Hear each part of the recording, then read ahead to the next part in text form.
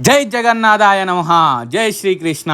ఈరోజు అంగరంగ వైభవంగా మన భువనగిరి పట్టణంలోనైతే జగన్నాథ రథయాత్ర 2026 భువనగిరి అంగరంగ వైభవంగా జరిగింది.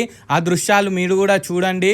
నేనేం చెప్తున్నానంటే మనము మన పిల్లలకు మన సంస్కృతి సంప్రదాయాలు నేర్పించడం వల్ల వాళ్ళు భవిష్యత్ తరాల్లో వాళ్ళు కూడా మేము ఇవన్నీ చేస్తున్నాయని చెప్పుకుంటారు.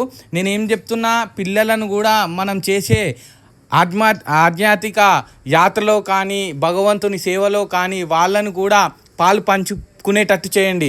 వచ్చేది వినాయక చవితిలో కూడా వాళ్ళు ఎంత చురుగ్గా పాల్గొంటే మన సంస్కృతి సంప్రదాయాలు అదేవిధంగా భగవంతుని యొక్క కీర్తి అన్నీ వాళ్ళకు కూడా తెలుస్తాయి. ఇంకో వాళ్ళ జనరేషన్ కూడా నిలబడుతుంది.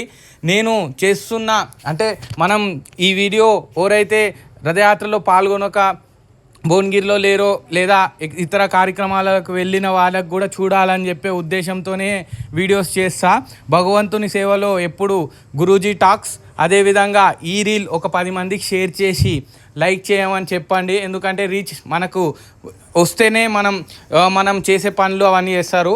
అదేవిధంగా కోలాటాలతోని ఆటపాటలతోని చిన్నారుల నృత్యాలతోనైతే అంగరంగ వైభవంగా జగన్నాథుని రథయాత్ర సక్సెస్ అయిందని చెప్పొచ్చు ఇన్ భువనగిరి 2026.